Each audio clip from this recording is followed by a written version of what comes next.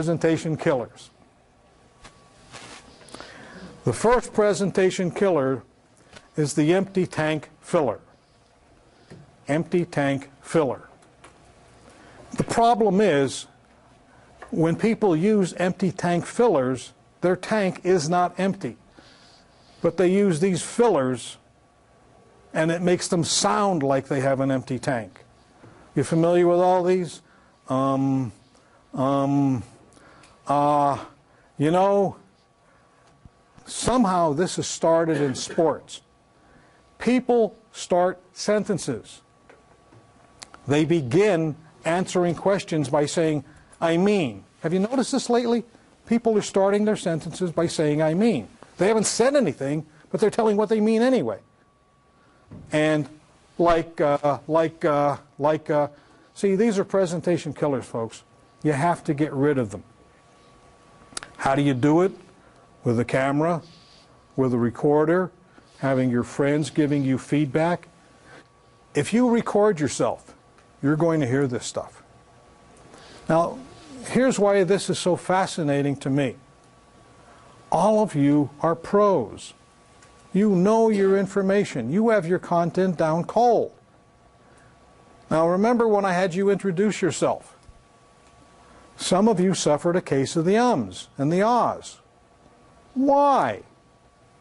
I did not ask you to explain any bizarre theory. I asked you about yourself. But you, I'm going to show you how to overcome that in a couple of minutes, but let's talk about some other presentation killers. We have the Harvey habit. Anybody ever see the movie Harvey with James Stewart, where he talked to a white rabbit? Well, see, have you seen presenters? Okay, well, let me see. Well, let me think about that. I know that someplace I've got that. Do you ever hear presenters talking to themselves? Like they're talking to Harvey the white rabbit? Don't do that. Don't talk to yourself. We also have the sidebar sessions. Now, sidebar sessions are those sessions where someone is giving a presentation, and rather than looking at the general audience and saying, well, what do you think, Bill? Remember we talked about that, Bill? See, I'm having a sidebar session with Bill rather than really focusing on everybody out here. Watch out for sidebar sessions.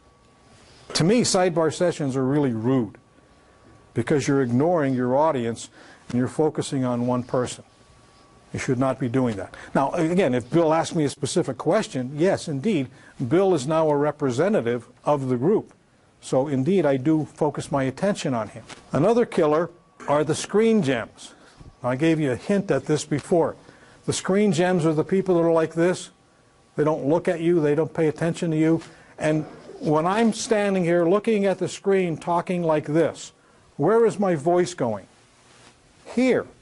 I'm not projecting out here.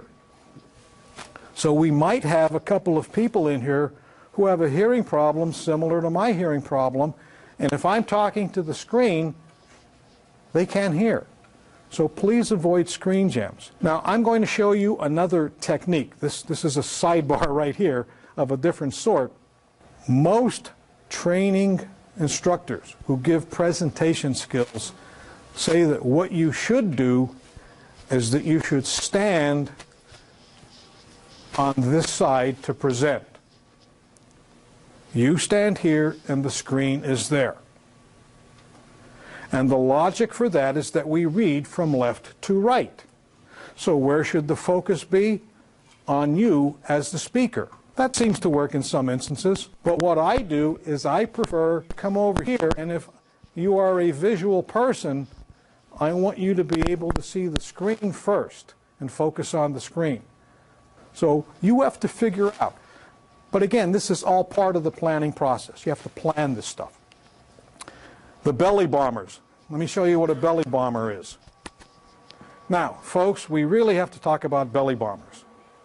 You see where the screen, or where the thing is going? I've blocked it.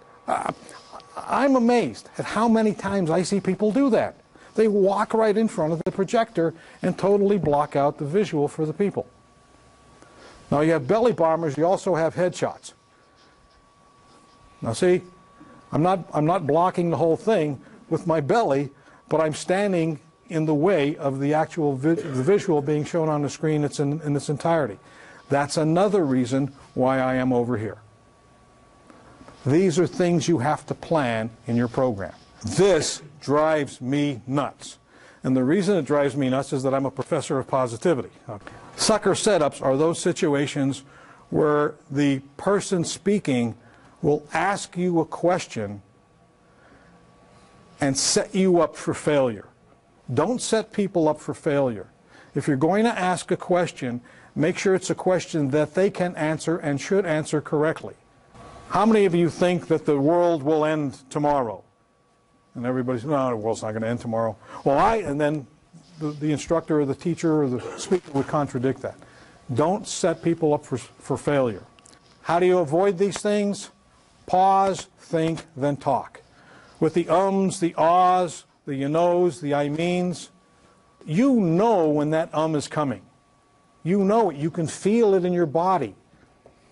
When you feel that coming in your body, shut up. That's all you have to do. Pause. Remember I said we use pauses effectively? Pause, and then think about what you're going to say, and then do the talking. What does this take? It takes practice. This is another reason for listening to yourself on the tape. And it takes that programming. If you program yourself for success, you will avoid the ums. You will avoid the ahs.